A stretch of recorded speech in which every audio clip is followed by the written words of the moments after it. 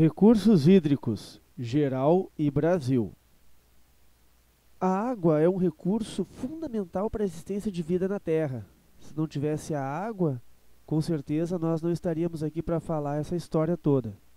De toda a água disponível no planeta, apenas 3% dela pode ser considerada água doce, ou seja, água que o ser humano pode consumir. Só que desses 3% de toda essa água doce, que representa apenas 3%, 1% de toda a água doce é a água superficial. E desse 1%, só 1% são as águas dos rios. Ou seja, a água disponível para consumo humano em rios representa uma parcela ínfima, ou melhor, ínfima de toda a água do planeta. Falando em rios, podemos falar inicialmente sobre as fontes que alimentam os rios.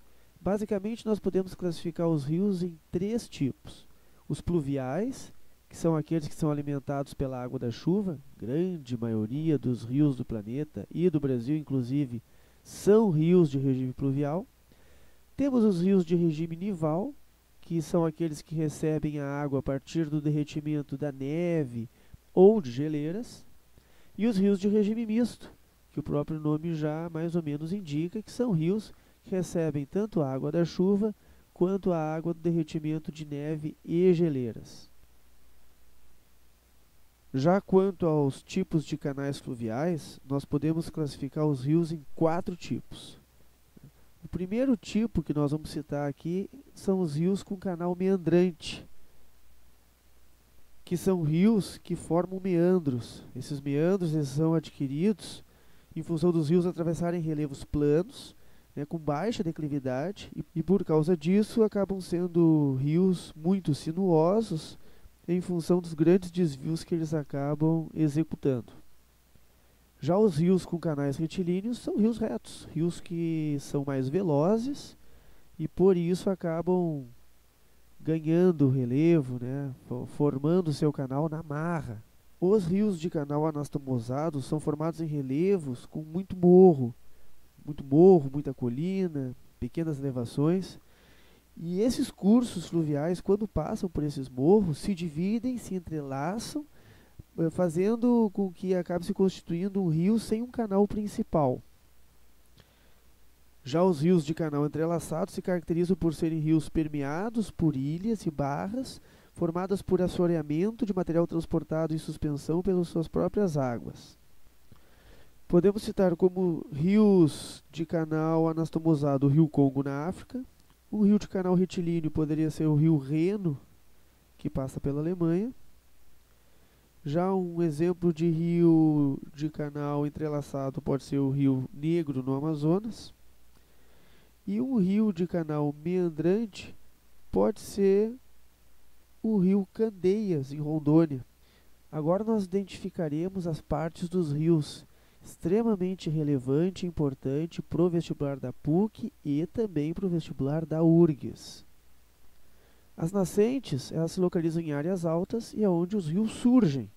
Parece ser algo bem óbvio. Já a foz é onde o rio termina. Pode ser, veremos alguns tipos de foz daqui a pouco. A margem esquerda, se a gente for considerar o fluxo da nascente para a foz, a margem esquerda fica à esquerda e a margem direita fica à direita. Parece ser algo bastante óbvio. Lembre-se, sempre seguindo o fluxo. Para definir o que é jusante e montante, considera-se o seguinte: a partir de um ponto de referência qualquer, em direção à foz, tudo que estiver deste ponto de referência em direção à foz vai ser considerado jusante. A partir de um ponto de referência em direção à nascente, todo este trecho será considerado montante. Nós temos 2 tipos de foz. Um tipo de foz é a foz estuarina. A foz estuarina ocorre em rios que cruzam áreas de planalto e por isso mesmo são rios mais velozes. E em função dessa velocidade, os rios não conseguem depositar sedimentos perto da foz, Logo, a foz fica sem ilhas. Então, foz sem ilhas são foz estuarinas. Já os rios que cruzam áreas de planície ou de pequena inclinação, em função desses rios serem rios lentos, devido à baixa declividade, os sedimentos transportados por esses rios acabam se depositando perto da foz, formando deltas. Logo, a foz de rios de baixa declividade vai ser uma foz do tipo, vão ser foz do tipo deltaica. Continuando com os aspectos relativos à morfologia fluvial, veremos agora algumas outras feições. O leito é por onde o rio cruza. Todo o solo por onde o rio cruza é chamado de leito. Já o talvegue é a linha de maior profundidade do rio. Acompanha toda a extensão do rio e faz parte do leito. Os interflúvios são as áreas altas que dividem as bacias hidrográficas. Já a vertente é a lateral que vai do interflúvio até o talvegue. O vale, por sua vez, é a junção de duas vertentes, junção essa que vai ocorrer no talvegue. Os aquíferos são depósitos de água subterrânea. A água da chuva ela se infiltra no solo e acaba se acumulando em estruturas sedimentares, ou seja, rochas sedimentares. Essa água vai se acumulando ao longo dos anos e pode ser um excelente manancial hídrico futuro, assim que os rios, esperamos que isso não aconteça, óbvio, mas se os rios forem comprometidos, poderemos explorar essa água para usufruto no futuro. Um grande aquífero que se destaca e é extremamente importante para nós aqui no Brasil é o aquífero Guarani, que é considerado um dos maiores aquíferos do mundo e o maior reservatório de água doce da América do Sul. Esse aquífero ele se concentra na região em que se encontra o Planalto e Chapadas da Bacia do Paraná, ou seja, está dentro daquela região que nós chamamos de Bacia do Paraná. Ele ocupa parte do território brasileiro, a maior parte desse aquífero está no Brasil, mas ele também se encontra no Uruguai, no Paraguai e na Argentina. Infelizmente, a qualidade da água do aquífero começa a ser comprometida em função da infiltração nas zonas de recarga, onde o arenito aflora, da infiltração de resíduos líquidos, provenientes de indústrias ou da decomposição do lixo. Então, se não for feito nada, o aquífero não vai servir para muita coisa no futuro porque ele vai ser contaminado. Bacias hidrográficas. O que são bacias hidrográficas? Nada mais são do que conjuntos de rios. Nós temos um rio principal e afluentes e subafluentes que desaguam nesse rio principal. Entre os diferentes tipos de bacias hidrográficas, nós podemos destacar as endorreicas e as exorreicas, mas também existem as bacias criptorreicas e as arreicas.